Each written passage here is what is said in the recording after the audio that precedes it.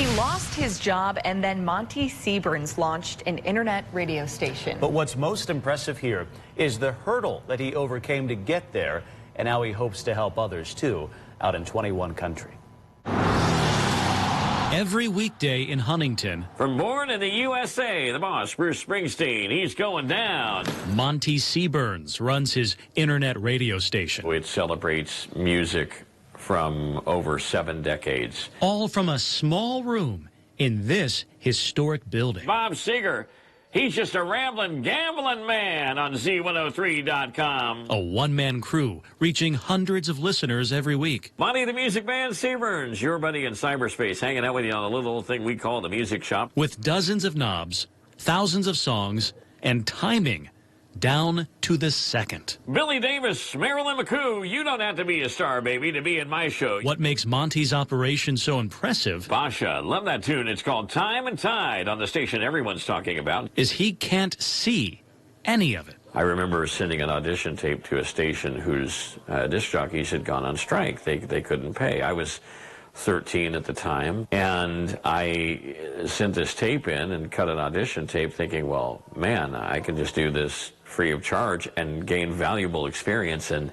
they loved the audition tape, and when they saw myself and the white cane coming in the door, it just changed. Well, we can't do it. I'm sorry. You can't read the meters. You can't do this. And they were all ready to tell me what I couldn't do. And I said, well, how about I show you what I can do? And they just didn't want to hear about it. But with a keen ear Artist, Lionel Hampton. Title, Airmail Special in 6.05Z. and a little help from adaptive technology, Monty the Music Man Seaburns, here's Lionel Hampton. he does the job just like anyone else. So it was easy in the fact that it just seemed to come natural, my picking up on different control boards and being able to run the turntables.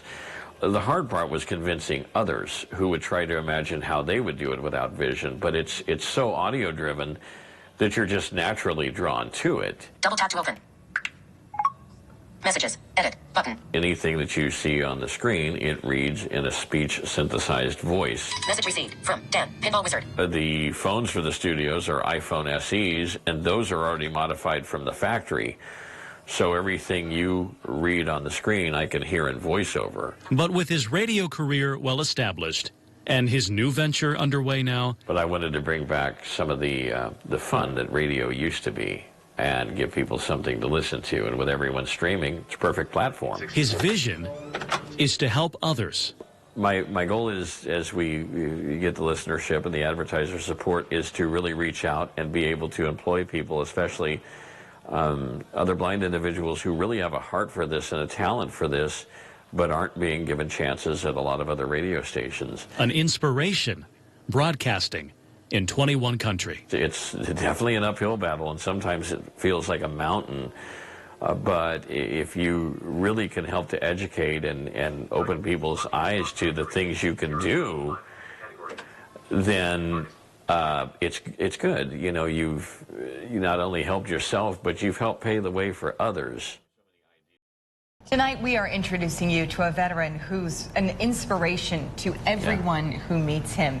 At 102 years old, Jack Garrett is the nation's oldest active Honor Guard member and a survivor of the attacks on Pearl Harbor. Think of the stories he has to tell, right? But age doesn't keep him from making sure that the fallen get a proper burial out in 21 Country.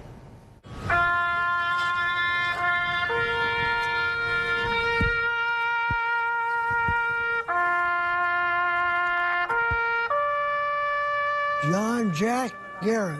Right now I'm 102.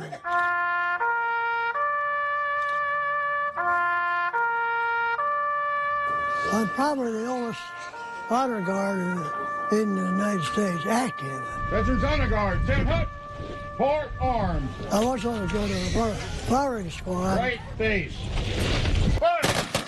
Fire! Fire! But that's too much standing up for me. I switched the flag. My rank at discharge was ship fitter, first class. I was in the Navy before World War II until after. I lived at sea for 4.5 years.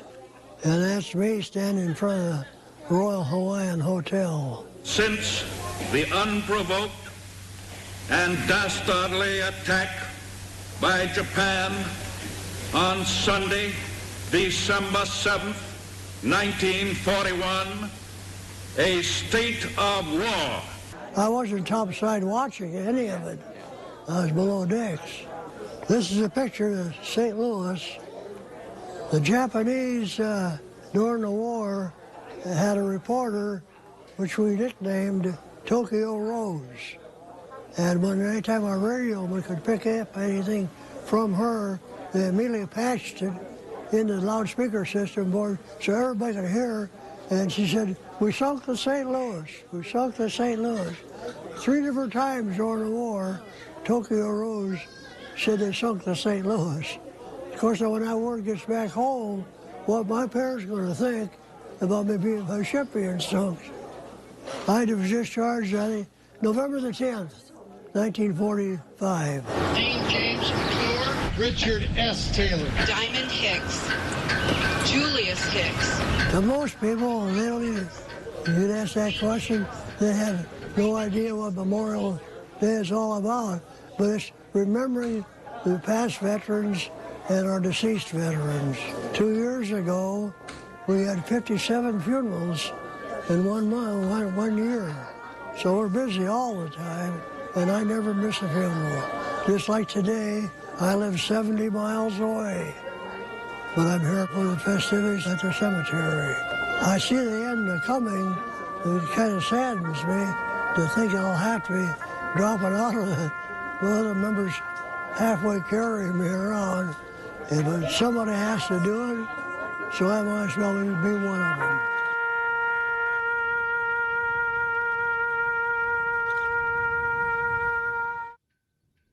Wow, we salute him, don't we? We do. Yeah.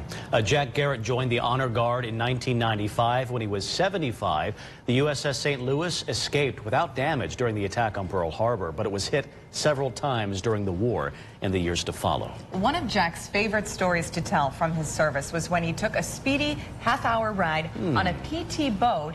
The skipper would later introduce himself as Lieutenant John F. Kennedy. Imagine that. A heartwarming moment this weekend after dog tags found by a metal detector in Belgium were returned to our little corner of 21 Country.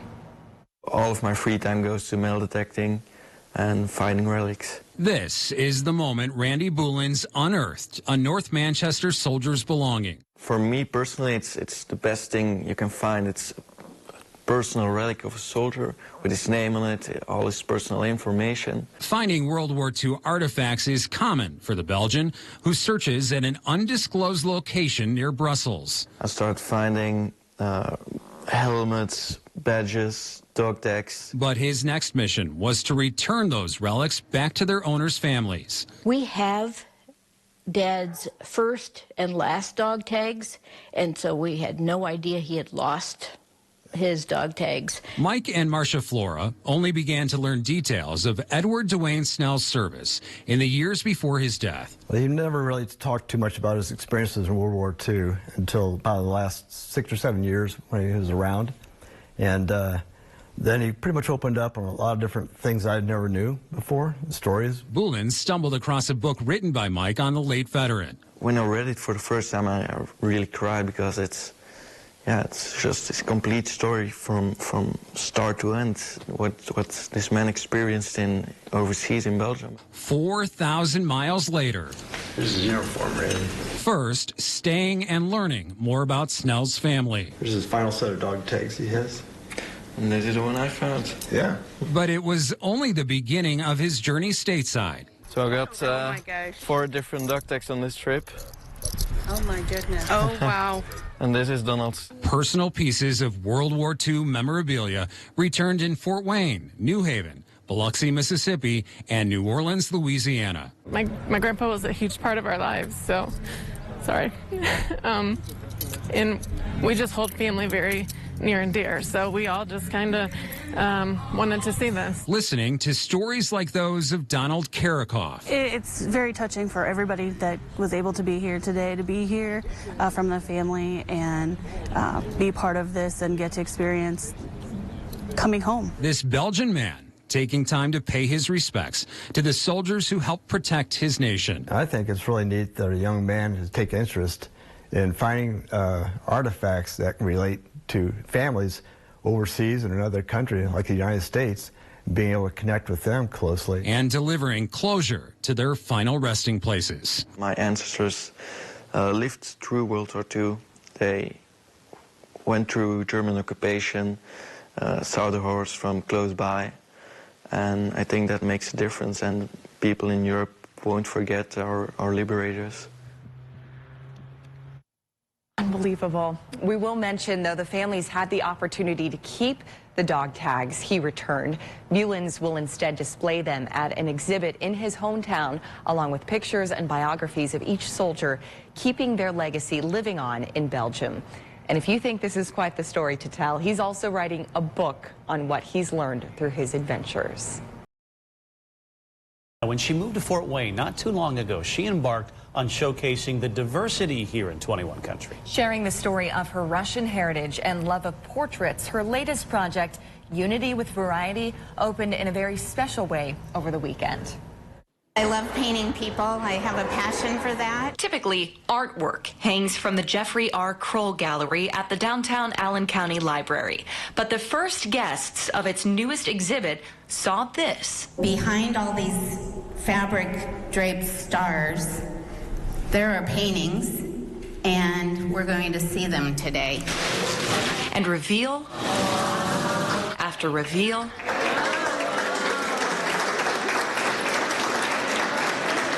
after reveal. Familiar faces hanging from the wall. Since I'm a recent transplant here, I felt like I wanted to know what cultures were actually living in Fort Wayne, and I was pleasantly surprised to find so many different ones here. 50 paintings, 50 cultures, and 50 people, all out in 21 Country. I was 28 years when I came to this country. And we were a family, my husband and I, and we had a child. We came because of school. Showcasing personality and traditional dress. The crown represents, the top part of the crown represents the peacock. And then the spine of the crown represents dragon. And the entrance of the crown actually is the entrance of the temple. And the rest of the costume is basically, it's a 19th century Burmese last kingdom of Burma ornament. It's traditional clothing for any Xhosa man who is married and down south in South Africa. Many seeing their likeness turned into art for the first time. This is something new. I've never had a portrait of myself made, so this is something new, and it looks beautiful, actually. I think I might actually obtain it. It was funny because certain ones spoke to me and said they had to have some mixed media elements. So if somebody had a sparkly top on or something, I felt like maybe I would add a few little jewels to that, and it sort of fit their culture. Sometimes the painting tells me what it needs to be, what kind of medium it needs to be painted in. Bringing people together to show there can really be unity with variety. We came in 57, and Fort Wayne was not like this now, you know. Diversity. I love diversity, and if I could take a little part in it, you know, I wanted to. I was astonished by Hillary's vibes and able to translate and transform our inner thoughts and energy and messages out to the public. We are a human race, and we are to just get well with one another and get on together. I hope that the most important thing that I bring out is their joy, and then hopefully there's an essence that comes through the painting that makes it uniquely them.